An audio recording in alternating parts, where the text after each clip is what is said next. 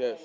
abayino baddayo bakakasiza akati kino kigenda kuba different. Njagala okitangaaze bulungi olina obwateekawo on the same date yo nti we have another animal. Big animal. Ajja. Ajja. Bibaddewo awo nga birimu the formality of battle. Someone ne bamukwasa. Ani bw'otuuka n'ogamba mu TV n'ogamba nti oyo mukuba era tebalina kye bamwamba. By the way, nze no sirina na gwe nkuba just imposing nga gwonumbye. Awo nawe olaba nti nange nsobola okwerwanako but okukuba oba okukola obutabanko is not my intention. But as a human, naturally, wabeerawo eyo natural reflex. Yeah. Well, because wajja n'otandika okukola video ennungi abantu ne bagamba you have reached the extreme of international level. Twerabawa okutuuka kati awo ku international wise. International yafaanana atya oba local yatya? N'oluyimba lwewakola olwa magazine tebwakuleka kyekimu. I can witness nali Kenya nga lukubira ddala, Tanzania nga lukubira ddala. Tutuusewa okuba that we can be on a global market. Anti nze ndi international ate ndi local. Kubanga bwe mbeera e Uganda mbeera local artist. Naye bwe nfuluma kati nabadde Germany nga nnyimba. Kati awo mba ndi international artist. N'omuyimbi omu Nigeria bw'abanga ali Nigeria abeera local artist. Naye bw'aflyinga n'ajja mu Uganda tebakategeera. Okay, I'll show you Labisa. Eno bagiyita Labisa 26 mujje bangi Lugogo grounds okuyingira emitwalo 2 VIP tables za mitwalo 5 kubeerako abantu 5 kugambye 26 lunaku lwa 6 twagala abaniiga 10,000. Why oyina magazine oyina n'ennyimba endala ezizo ezikuba ez'amaanyi. Are you trying to tap in the energy of president? Lwaki waluyise Labisa nga tuyina ennyimba ze zikubira eddala okusinga no Labisa ebaddewo nga code oba ze tuyita slangs ez'omu ghetto nga bangamba kiwaani ki vako ki tonse ki okitegeera ndeki oli mubi oli mubi okitegeera so zino zonna code za mu ghetto era nga tuzikozesa okubeera nga tupansinga information nga twagala okubuusa abo be twagala babuuke. Oli mu ghetto youth at the same time oli mu ghetto youth ghetto president. Me, I'm just one youth. Okay. I'm not the next Bobby Wine. I'm not the next over Chameleon. Me, I'm just Zex. You're Zex, yeah. Should we expect Bobby Wine kuba go Meruse in that side of Firebase? Te nga ochali wochajiyimiriza. Yeah. Yes.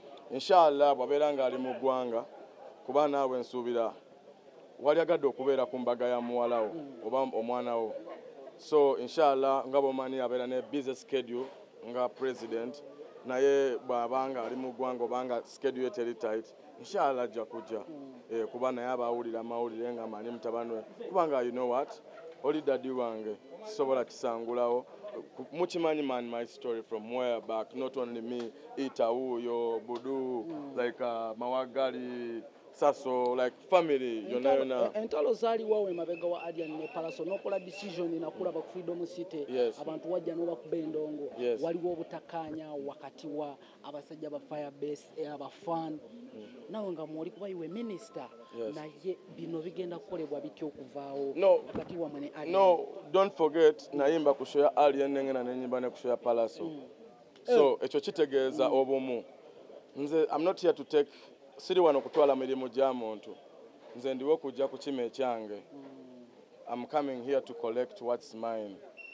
So siriwo for anything like oba competition.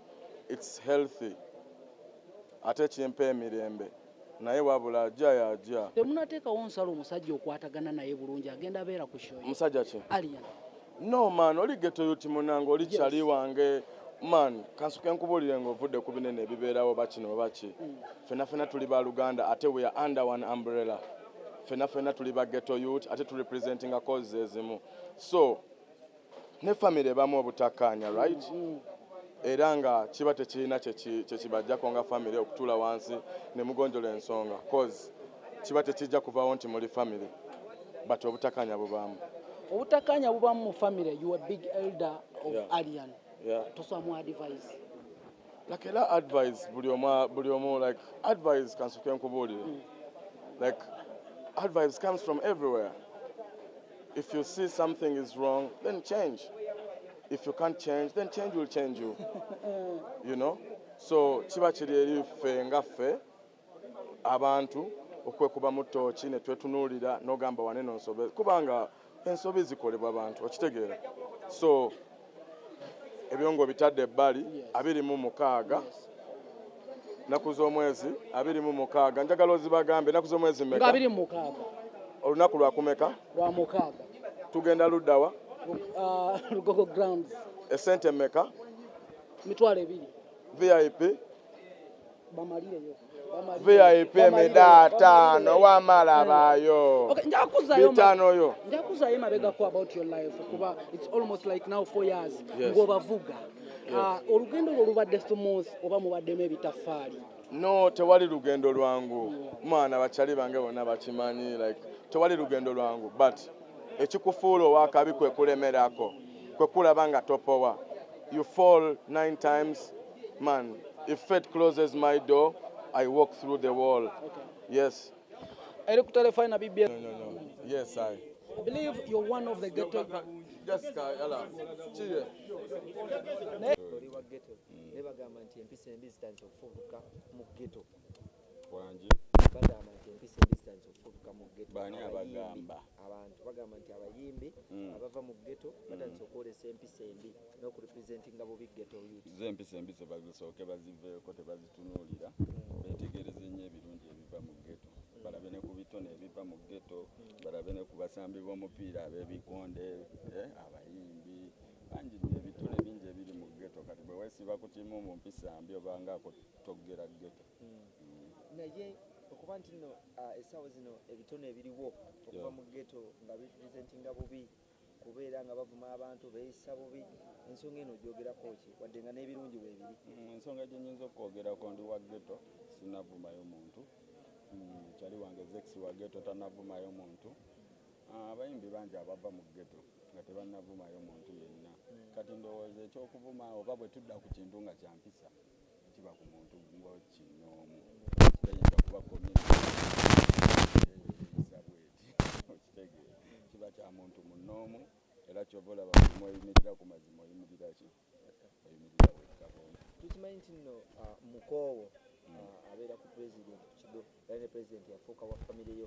Gwe wenna nga wandyetaaze okwata omukolo gwo nga okwanjula embaga amazaalibwa baby shower kuhinjira n'ebirala bingi nkwanjulira Glosh TV bakafulu b'okuba ebifaananyi n'okwata video era nga wandyetaaze okulanga wamu ne Glosh TV kuba ku namba y'essimu eno noti 75 noti 31 283 tweyunire oleme kwejjusa.